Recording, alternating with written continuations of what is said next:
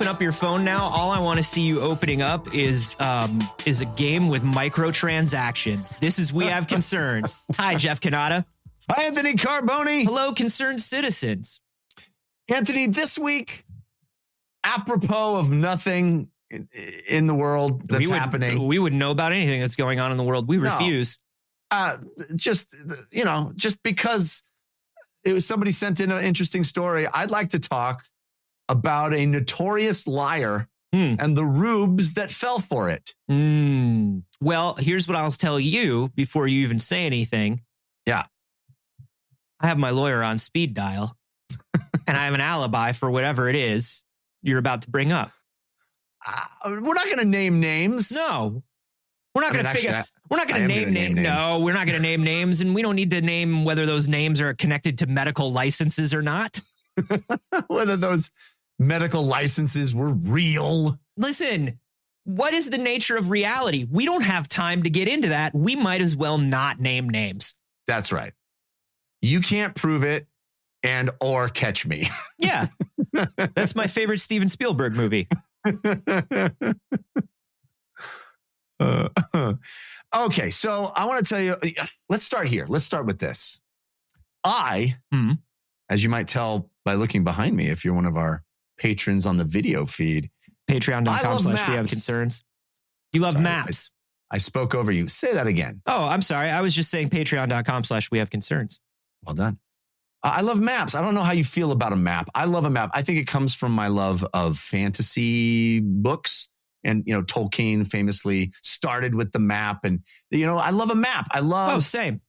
I think a map is a beautiful work of art, honestly. Yes. I think there's something, not just like the fantasy worlds being drawn out, which is a cool thing, but the idea that I am standing on the street and I can see what I can see from my point of view, but I can pull out my phone, I can zoom out the map, and I can see the entire layout of city, state, country, world, and see where I am in it. And can you imagine when the first, when you were one of the first people to see a fucking map, like a detailed map, right? Yeah. I am... holy shit, you're looking at a map, this dude hands you this piece of paper, right? Yeah. He's like, hey, my guy, check this out. This is where we are. And you look at the sheet of paper and you're like, that's not a drawing of us. What are you talking about? What are you talking? And then the guy has to explain it to you, right? Imagine explaining the first map where you're just like, no. If you were to look down, say from a bird, if you were to look down from a bird, totally. This is what our town would look like. And I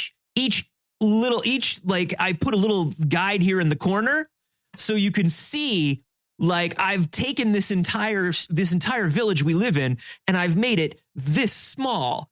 And then the person goes, oh shit, are you telling me that's the woods where we go hunting? Yeah. That's what it looks like? How do you know? How do you know that's what it looks like? And then they murdered that man. Yeah. They murdered that man. Right. For having dark knowledge. You can't have dark knowledge. And, we'll go to the woods and hunt, but you cannot be a bird and look down upon us as we do so. No, you're telling me that you scried into something and saw the entire lay of the land? Get fucked. We're stabbing you twice. That's devilry and we can't abide it. Now, when the second person walked by and picked up that map after the cartographer was murdered, he looked at it and he went, I bet there's a way to recreate this without the dark knowledge. And everybody said, really checks out. All right, Giacomo, if you think so. Maps are Italian, I've decided. I've claimed them. Okay. I've claimed them for us. As most map makers do, just claim whatever you stumble upon. Yeah, maps are Italian. Maps are either Italian or they're from Cleveland. And that's why we celebrate Columbus Day. And Cleveland. We do not celebrate Columbus Day, but we do celebrate Cleveland every chance we get. My mind boggles at the process of cartography in ancient times. And the idea of somebody getting on a boat with a sextant. Yes. And going around a cape and being like, oh, that kind of is bumpy in this particular way. And that's bumpy in this particular way. And that's wild. You just had to be okay with things being a certain amount wrong. Yes. Probably mostly wrong. Like you had to be okay with that. Like we often say like, oh, listen, we have a very hardline opinion on this show, which is ancient folks were dumb. Yeah. And they were dumb. But here's the thing. And that's only because modern folks are also dumb. No, we're best. We're actually best of all. And only getting better all the time. But I think we forget, like when you look at an old map or something, you go like, man, these people were dumb. I don't think they were dumb. I do think they were dumb. Hold on. We're not moving that opinion. They were dumb. But they also, I think, were just accepting of their limitations, sure. What other options did they have? They didn't have any options. So they're like, hey, man, I drew this cape and it kind of like squiggles like this. And a dude was like, hey, man, I bought your map and that cape squiggled and it just right up the side of my boat because it squiggled a little different than you said.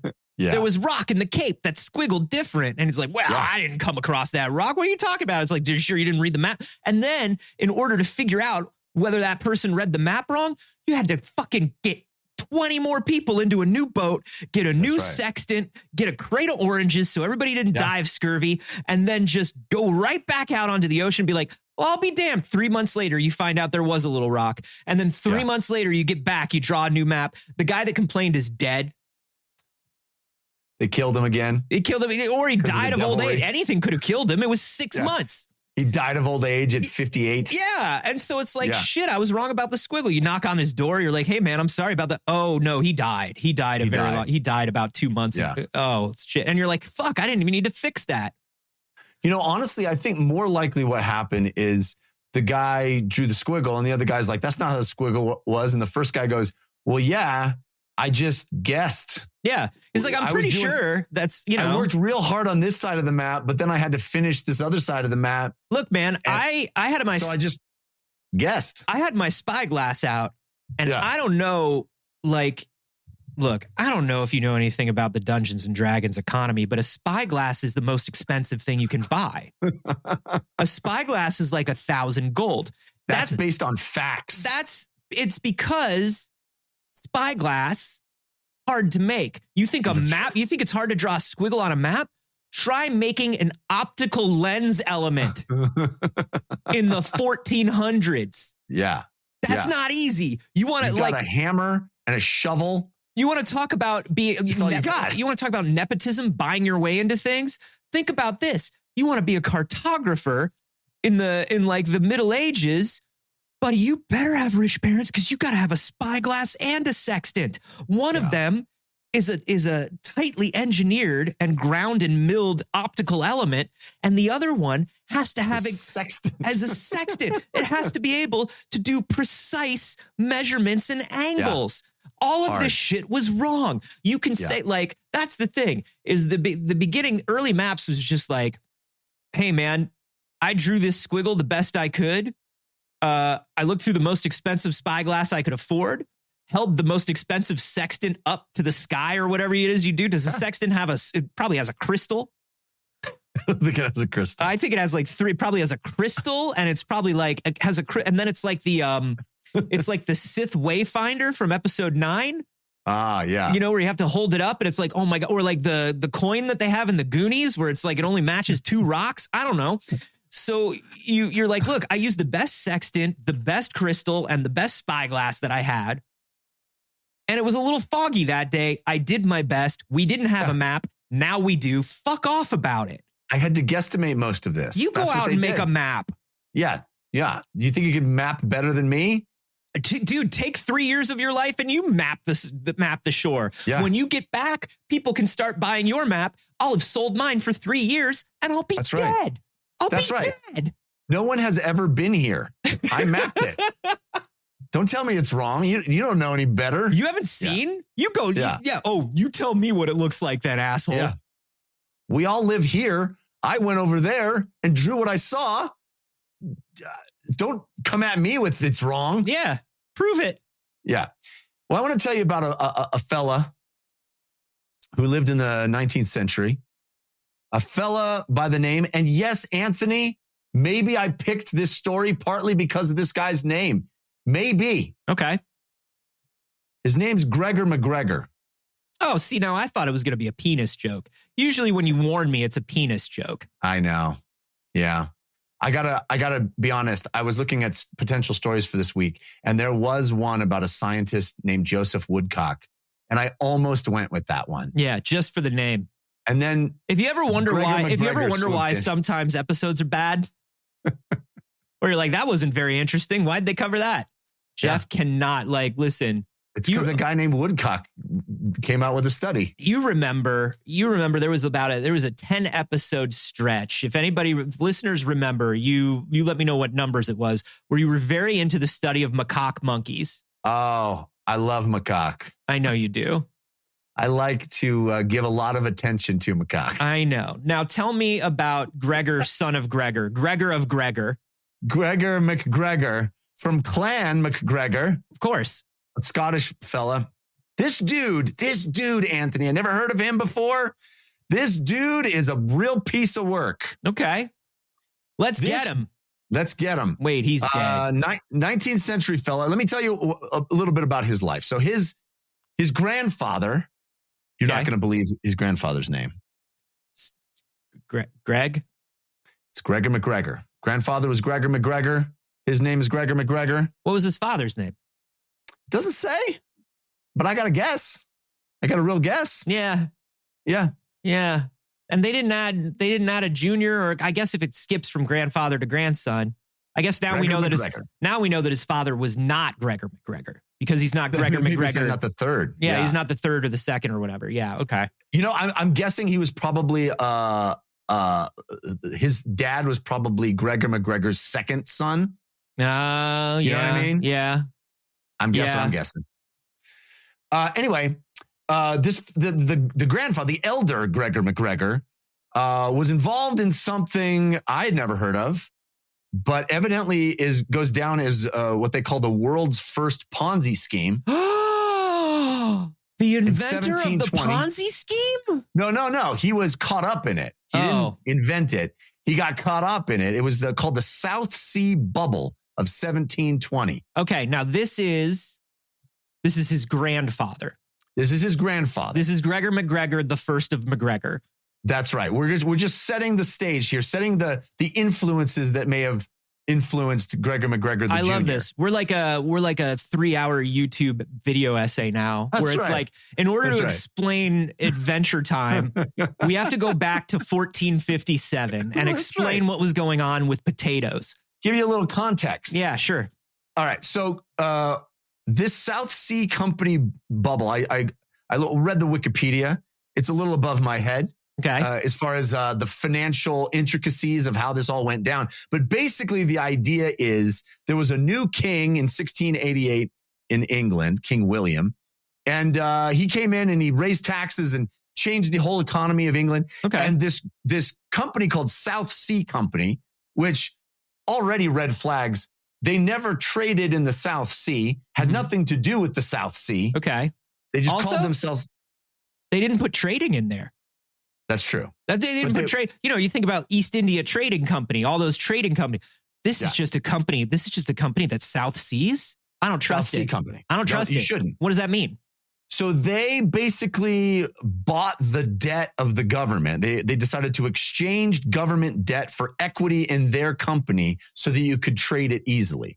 Okay. And people bought into this in droves. They bought stock in the South Sea Company because it skyrocketed. Right. Shares of the stock, they went from about 140 pounds in January of 1720 to 300 pounds at the start of April. Dude, 800 pounds in June. That's like $700 million in today's money. Yeah, that's right.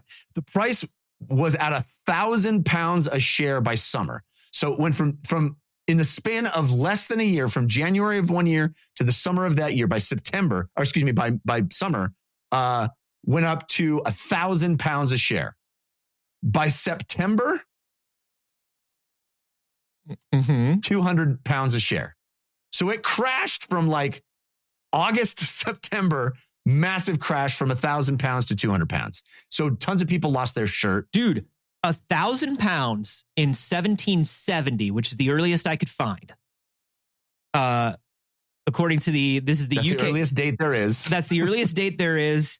Checkmate anybody who isn't a creationist. We got you now.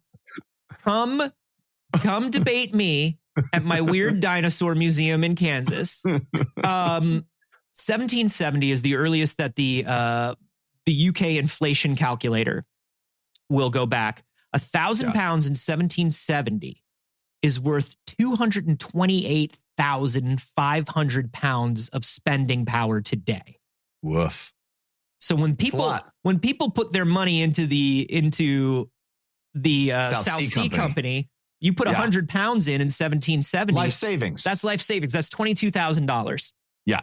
So that's exactly what Grandpa MacGregor, Gregor MacGregor, known as Investor MacGregor, they called him because he was so prescient with his funds. Lost everything. So whoops. Turns out fast forward, that nickname was ironic, folks. That's right. Lost everything. Fast forward to grandson, Gregor MacGregor. He joins the British Army at 16. Sure. He winds up fighting as a mercenary for Simon Bolivar. Dude, this is what generational debt does. That's right. This is the Venezuelan who like just would go into South American nations and just declare them Spanish. Yeah, Bolivar would just like go in and he's like, hey, what's up? And listen, Yeah. We never did that, and England never did that. And that's why Bolivar is such a bad guy. That's right. Exactly. We can safely judge him from our moral high ground. That's right. Yeah. God bless America, and the sun never sets on the British Empire. So Gregor MacGregor's having all these adventures with Simon Bolivar, and he actually leaves his wife. Got married young, I guess, because he entered when he was 16, probably in his 20s. Leaves his wife. He takes up with Simon Bolivar's cousin, whose name is, I'm going to attempt it. I'm going to attempt her name. Here we go. Ready? Her name is Josefa Antonia Andrea Aristegueta y Lovera. Or Lovera. That was her name. Yeah, I think you nailed it. Nailed it. They invade Florida, which was a Spanish territory at the time. Wait a minute. Did Bolivar take over, or did Bolivar remove nations from? Oh, sorry. You're right. I had that backwards. Yes. They had the Spanish nations. He's Venezuelan. He's coming in and trying to win them back from Spanish control. So he is better than us. I really screwed that up. We actually are the ones that should be sad. Pardon me. All the historians in our audience were already writing their tersely worded emails. I apologize for the 45 seconds of screaming y'all just did. If you're historians, I am bad at most things. He was so worried about saying that name. I know exactly what happened, Jeff. You were looking at your notes. You had the article and your notes up, and you were so worried about saying the name that you messed up the name. And you but that's Jeff Cannata, professional actor. Yeah. Still to this day, worried about nailing those lines the first time. You got to try. All right. So in June of 1817, Gregor MacGregor takes a couple of hundred armed men with him, lands on Amelia Island. Okay. And says, hey, Amelia Island is ours now. Boom. And Amelia Earhart, who had flown through the Bermuda Triangle and came out 200 years earlier. That's right. Said, no, this is Amelia Island. You have to help me. I'm trying to find my way home. I know horrible things about the future. That's right. All of this and more in our new WB series, Gregor MacGregor. Anyway, Amelia Island was fairly easy. He took a few hundred men, fairly easy to take over because it was pretty much abandoned. It was not populated. So he brings this huge army. He's like, yeah, we'll take it from whoever's here. Nobody there. So and he told all of his armed forces, he's like, let me tell you something. It's always going to be this easy. Yeah, do you see how we took over this island? Few more of these. It's always going to be this easy. And eventually we're running things. There's so many high fives around the island. So what does he do? Gregor MacGregor, this about him. What does he do? Does he fortify the island? Does he protect it? Does he add cannons to stop any incoming ships that might want to take Amelia Island for their own? No. No. Gregor MacGregor, he decides to design a flag. Yeah, you got to design a flag. He designs and creates stamps. Yes, for the mail on the small island. And his own currency system. Now he's got Amelia Island locked. He's just like, oh, this is great. We can have our own stamps. Don't you guys love stamps? Who doesn't love stamps? And the 200 guys are like, we love stamps. So, I mean, number one, I love this utopian island of philatelists. I mean, honestly, it's the best. But I do wonder, this man had a couple hundred armed mercenaries. Yeah. And a printing press with him? Is this what we're saying? I don't, it doesn't go into how he managed. I don't know if it's a Gilligan's Island situation where we're stripping trees of their papyrus. You know, I don't know if we're, sure, but how do you verify that? Soaking reeds to use squid ink. No, there's no time for that. Really? And or maybe there is time for that. And he really should have prioritized some defenses. Yeah. It seems so the bad news. I do love this though, as somebody who like, as a kid, whenever we would do these like, hey, let's imagine that we're a government, or let's imagine that we're a country, or let's imagine that we're a town, like any of those things in school. I was always like, well, what's the name of the town? Okay, great. Now what's our flag? Right. You gotta, these are the bedrock, the foundation of the fantasy. You gotta have the details. The dollar will have my face, and the $5 will have your face, and the $10. Right. It's like, because there's always one kid who wants to be on like the $100 bill or the $1,000 bill. Let them. Nobody sees those. They don't get it. Exactly. They don't get it. You low denominations, get your image out there, get your brand. That's right. People thinking about it. Who do we celebrate on President's Day? The guy on the penny and the guy on the dollar. That's right. That's what we're seeing all the time, baby. That's what we're seeing all the time. So Gregor MacGregor does not have his priorities straight. Well, here's the problem for Gregor MacGregor, because he's got him. By the way, the currency system, he couldn't match the Pantone color of the inks that he wanted to his currency. That's right. There was the currency system. By the way, was based on the honor system. He's like, this is worth £5, and they're like, based on what? And he's like, I said so. Oh, this is some real hand of the king shit. Yeah, some real a foot is called a foot because of the king's foot. Right. So the bad news is the Spanish show up on Amelia Island and promptly kick him out. And they're like, no. This is ours. He's like, but I got 200 men. They're like, we got 200 ships. He's like, I really should have bought those cannons. He's like, all right, printing press. But do you have a single flag with you? It's like, I will pay you $500 million Amelia dollars to leave. That's right. Amelia Earhart's in the background like, I cannot cover that debt. I cannot cover that debt. So he gets kicked out. He heads back to England. I would imagine morale was bad after that.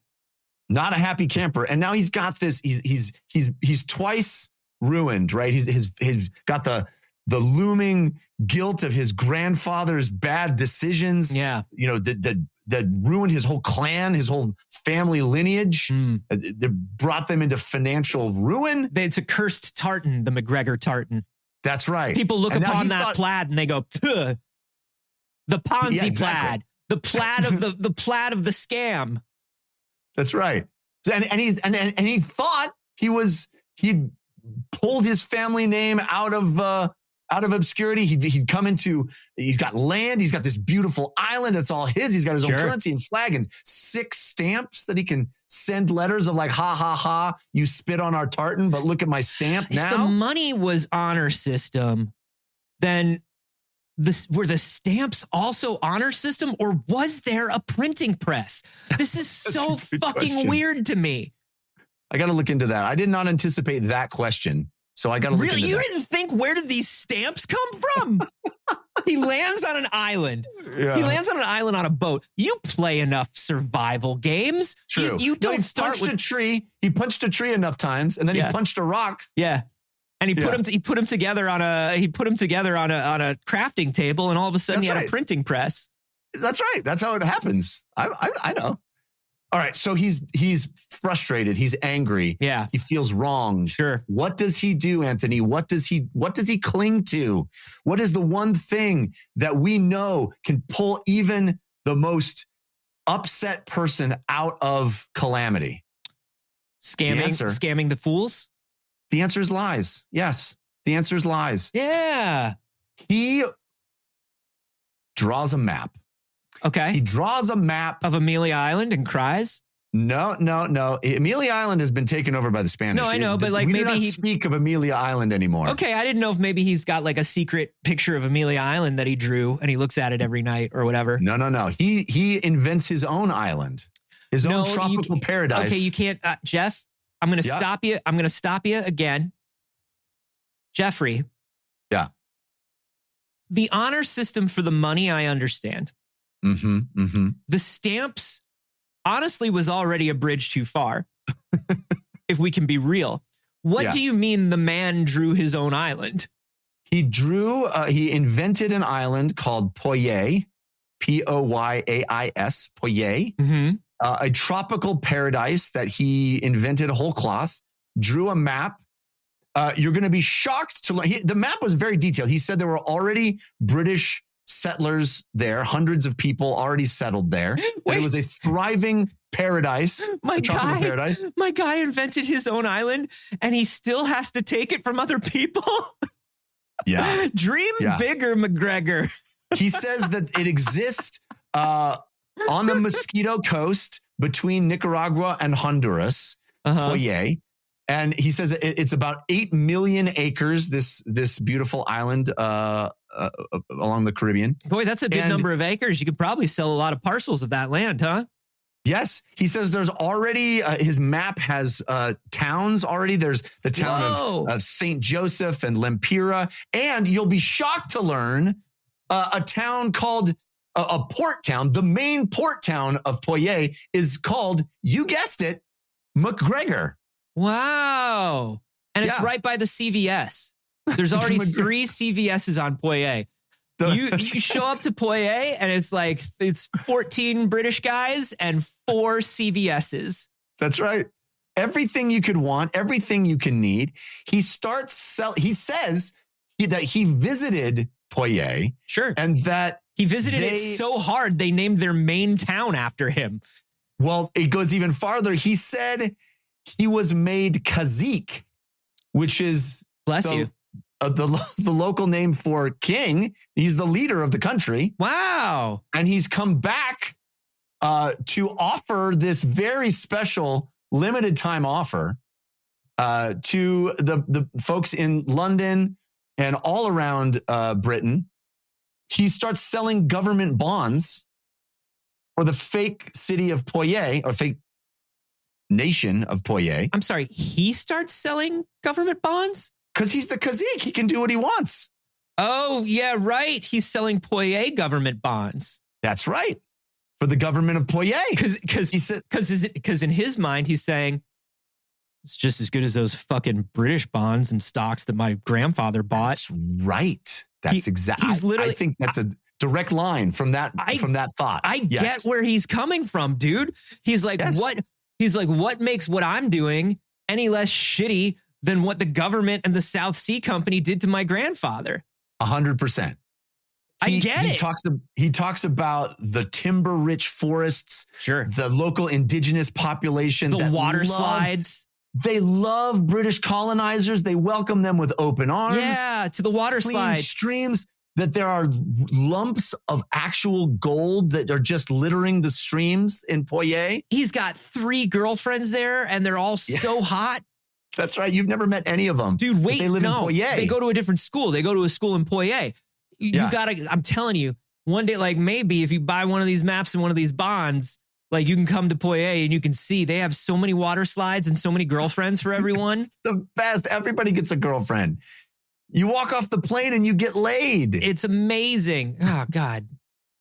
You really are just a dad every moment of the day. That's true. You can never put that aside.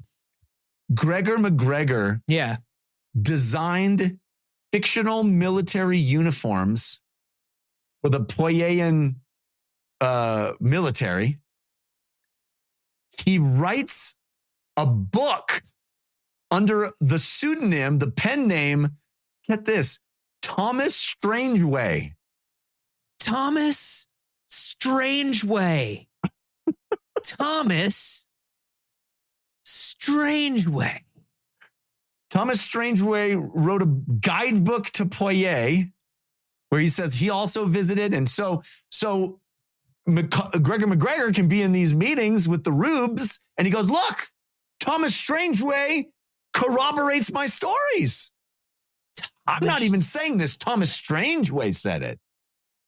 Thomas Strangeway is my favorite wizard from the DC universe.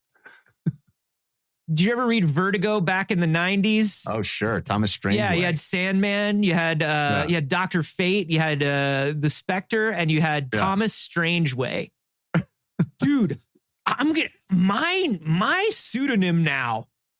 Thomas Strangeway? I think it's Thomas Strangeway. You're not going to go with Gregor MacGregor? No, that's too silly. What about Joseph Woodcock? You can have that one. I know you want that one. All right, I'll take that one. Yeah, I want to be Thomas Strangeway. So he prints up Poyais currency. Yeah. Oh, he got to print it this time. I think honestly, he's just a frustrated crafter. He loves arts and crafts. He's really just a graphic designer with passion. That's right. And they won't even know what a graphic designer is for like 200 years, bless their hearts. But even back then, the economy couldn't support freelance graphic designers. No.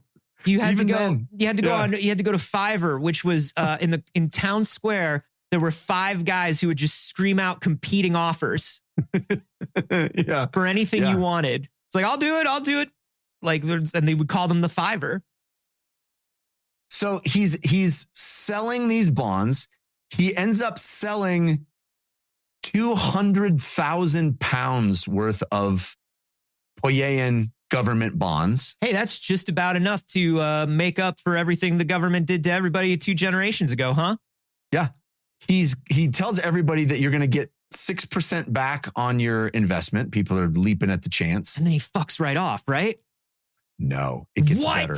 It gets better. He made this dude 200,000 pounds and he didn't fuck right off? No. Jeffrey, 200,000 pounds? Our boy had $45 million in his pocket. He didn't walk away. Nope. He Heisenberged it. He didn't know when to stop. He doesn't know when to stop. The money is coming out of a spigot. There's no end in sight. People are reading Thomas Strangeway. Dude, passing around.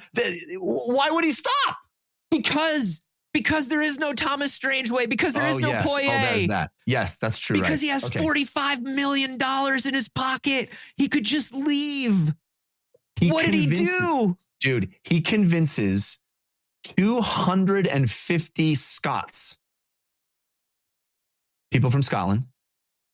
All named Scott. Just like he's Gregor MacGregor. That's right. They're all Scottish Scots. They're all Scotlandmen. Yeah.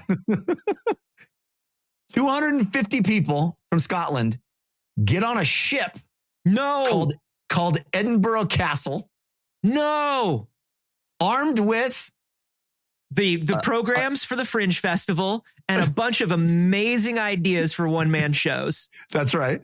And the guidebook written by Thomas Strangeway. No. That's right. And they sail off to Poyais. They planted a tree. They want to see their tree.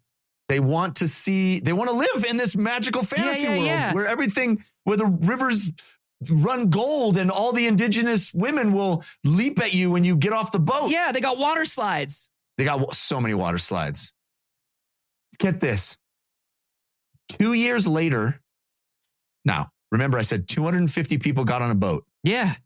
2 years later, 40 of them come back. Yeah, because they died at sea. That's what happens when you're drifting at sea. Yes. None of them blame him.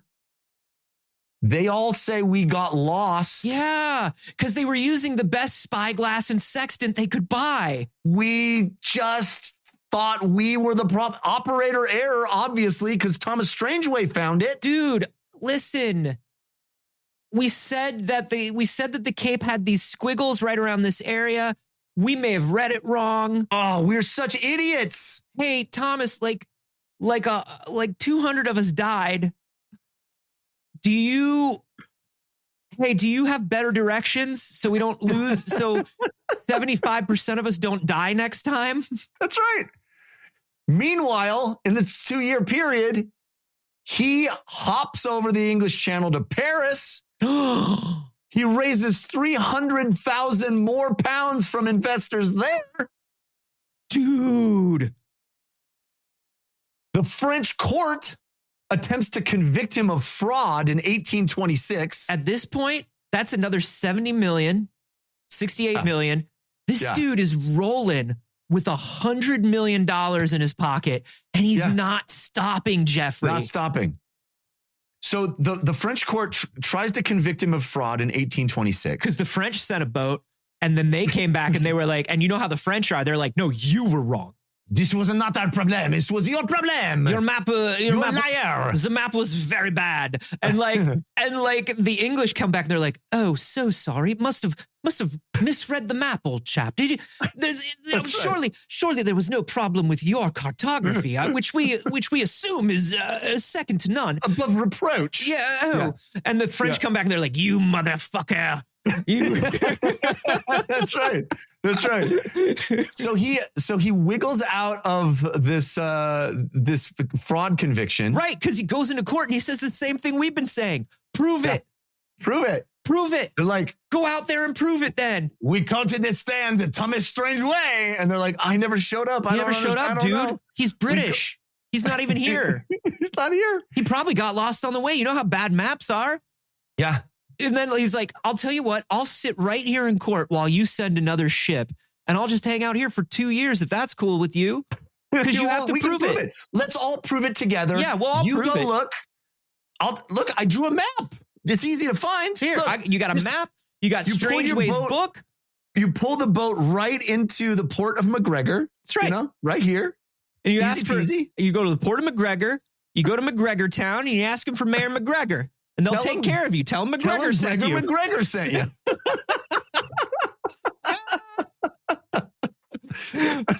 Yeah, because what are they gonna do? They're gonna be like, well, let's gather all the proof we can. And it's 1815, and all the proof they can find is a book that he faked and a fucking map that he faked and a bunch of British people that were like, no, it's real. We just fucked up.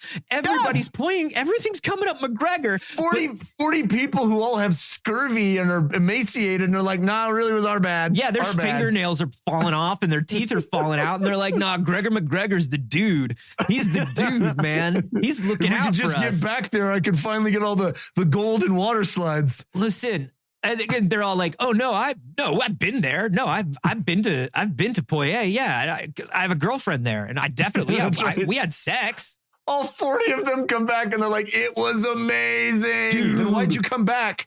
Just wanted to tell you how amazing it was. Because y'all gotta because we had some things to finish up over here, but once we do, we're heading right back. You gotta go, man. You gotta go. Because none of us are virgins anymore. I'm so tired from all the water slides. Listen, so this man has $100 million. He has now walked away from court. He is now, these people have gone on a ship. They came back and dude, when they came back, I got to tell you, Anthony McAnthony would not have been there. That's right. Anthony McAnthony would have been gone, but he stayed. Then he goes to France. He goes to court. Anthony McAnthony would not go to French court. Anthony McAnthony would leave. But he does it, and he gets away again. Yeah. Tell me it's over. It is over. This is where he finally fucks off to Caracas, where he retires and dies. Where Mr. T's from? Yeah, he pities the fool. C.A. Caracas? That's Baracus. Oh, B.A. Baracus, not C.A. Caracas. Got it. That's right. So he dies a wealthy man at age 58. Yes. An old man, ancient man. Dies of old age with natural causes. That's right. At age 58, too wealthy to move. Seven water slides. 40 girlfriends. Never, ever was held accountable for his lies.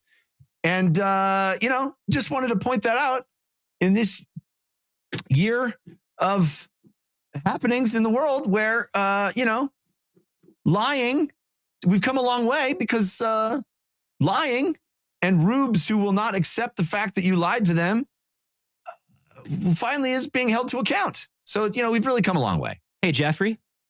Yeah. Do you know what I'm going to do for you? What's that? Do you know what I'm going to do for you on this most auspicious day? I'm going to give you, this one's a chronicle of a badass. I don't know if I want that to be the case this time, man. Hey, man, I'm sorry. I know the moral that you want. Yeah. But here's what I'm going to tell you. This is where it all adds up for me. The government threw a lot of bad money into a fake ass company. Yeah. Right. And destroyed this dude's family.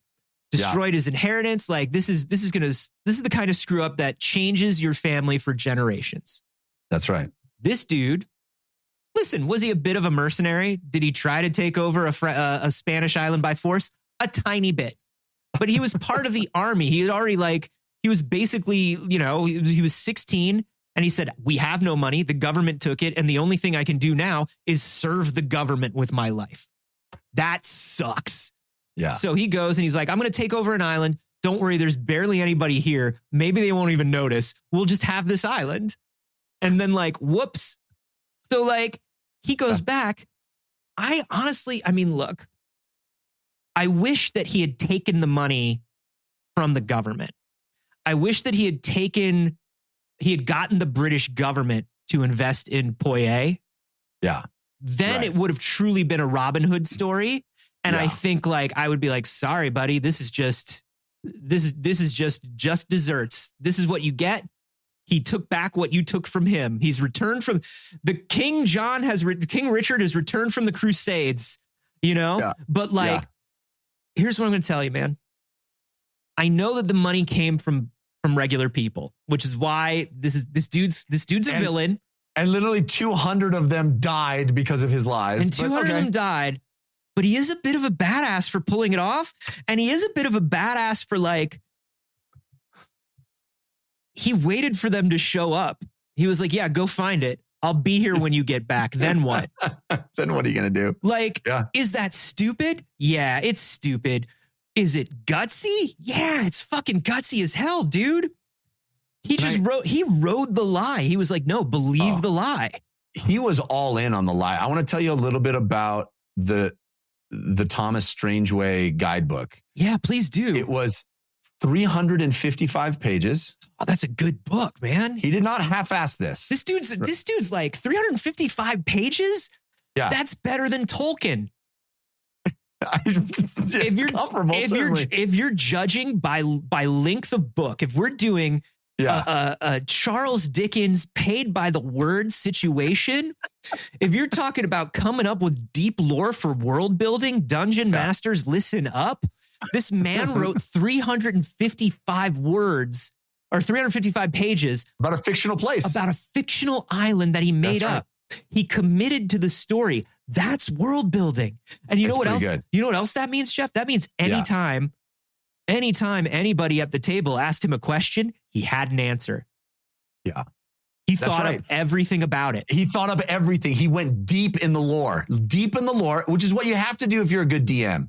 You got to be able to have that back history, that deep lore. Disagree. I'm a complete improver. I got three main points, and y'all will fill it in, and we'll make it make sense. We'll make it make sense. So listen to this. The other thing that we have learned in recent days here in our beautiful country is that the bigger the lie, the better the lie, right? The bigger a whopper it is that looks on the face of it to be just preposterous, the more people will swallow it, right? Mm-hmm. So here's some of the stuff that was written in Sketch of the Mosquito Shore, including the territory of Poyais by Captain Thomas Strangeway. I want you all to know that this is available. It is available on Amazon. You can buy it. It's paperback, hardcover, or Kindle. Can I do an audiobook or? I think no, we can't. But let me tell you something. I might record one. Oh man. Okay. So here's some of the stuff that he says about Poyais. The climate is, quote, remarkably healthy, agreeing admirably with the constitution of Europeans. Great. You need that. The soil is so fertile that How fertile is it? So fertile that a farmer can have 3 maize harvests a year. Dude, that's one per girlfriend. That's right. You can grow cash crops such as sugar or tobacco without hardship. Why would you want to go someplace where there's hardship? The book is also available, by the way, on archive.org. Amazing. And through the Library of Congress, if you want to get it there. Fish and game were so plentiful that a man could hunt or fish for a single day and bring back enough to feed his family for a week. What? That's good fishing. Yeah. The natives of Poyais were not just cooperative, but they were pro-British. They welcomed the colonials. Oh, dude, they were like, thank God you're here. Thank God some white dudes just showed up out of nowhere and told us how to do things. We were so lost. Jeff, do you know what this is? Yeah. This is Krippendorf's tribe. It is. Yes.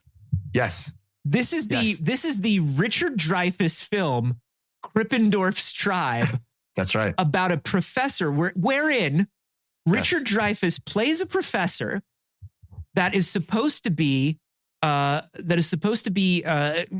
believe, exploring Papua New Guinea. Mm-hmm. But he got too depressed because his wife died. And so he didn't do it for 2 years. And then he has to give a presentation on it. Right. And he just makes it up. And he lies in order to get the grant money and save his home and keep his children fed because the grant money's gone. And Jenna Elfman is also there and she believes in his work, but then she finds out that he's lying and she becomes part of the lie. And there's a lot of blackface in the movie. God. There's like a lot of blackface in the movie. Everybody's in blackface in the movie, including Natasha Lyonne. Oh boy. There's a lot of blackface in Krippendorf's Tribe. Oof. It's a comedy. It's hard to find on streaming. It's a comedy. Yeah. Children in blackface. It's a comedy. He also says that Poyais has a theater, an opera house, a domed cathedral. There's a Bank of Poyais, Polynesian houses of parliament, and a royal palace. By 1823, 500 people had bought Poyaian land, including many who invested their life savings. Wow. He has become, Gregor MacGregor has become, quote, the founding father of securities fraud. Hell yeah, dude. Yeah. Hell yeah, dude. And he never paid any price for it. No, he never did. Bless his heart. He never did. And, neither did Krippendorf at the end. Because at the end, you know what happens?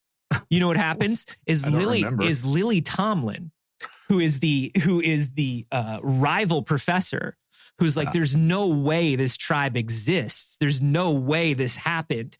She goes to Papua New Guinea. But do you know what happens when she gets there, Jeff? What? She finds the tribe. Do you know why she finds the tribe, Jeff? Why? Because Natasha Lyonne called ahead and told some of because their father actually did study in Papua New Guinea at some point, calls ahead and tells her father's friends, I need you to pretend to be this tribe. And it all works out for everyone. That's delightful. Just like Gregor MacGregor. You know what he goes on the lam from the French thing. He goes to the Netherlands. He hides out for 3 months. They finally find him, bring him to court in jail. Yeah. He writes a letter to the judge saying he has diplomatic immunity from Poyais. Oh, stop it. So wait, the French did say you did this. Well, this is how he wiggles out of it. Oh, okay. The diplomatic immunity thing doesn't work, but the prosecutor concedes that there's insufficient evidence to prove the case. Yeah, because all the evidence proves that Poyais is real. That's right. They got a map. They got a book. What are you going to do? What are you going to do? You're going to go out there and you're going to take a video? You idiot. This isn't the 1990s. It's not Krippendorf's tribe. It's just like Krippendorf's tribe. Yeah. You fools. You absolute buffoons. All of the proof proves that Poyais is real and I am their king. I'm their Kwisatz Haderach or whatever you said it was. Their kibitzer or whatever. And I'm going to fucking walk out of this cell. Well, the 3 judges then release him with a, quote, full and perfect acquittal. Yeah. Because everything proves he's right. The only documentation is sketch of the Mosquito Shore and a map that he drew. Unbelievable. It's amazing. That's like when I got my first copy of The Lord of the Rings, I knew Minas Tirith was real because it was on a map. You show me Narnia, I'm like, yeah, there's Cair Paravel by the sea. That's real. They drew it. That's a place. That's a place. Yeah. How could you dispute that? Look at the map. Look at the map, idiots. Yeah, this book, by the way, it looks like it's sold at auction. I found a rare bookstore that was selling like old maps and stuff when I looked up this book. It looks like it's an original copy of the book sold for like £50,000. So he's still making money. You know what I mean? Like Gregor MacGregor's still cashing in. There's the Gregor MacGregor the 18th somewhere who's just, yeah. Dude, I hope he's the Highlander and he's just living off that money. Yeah, it's incredible. It's truly a remarkable. There's a great, I think my favorite copy or my favorite printing of this book. I'll show you it right here.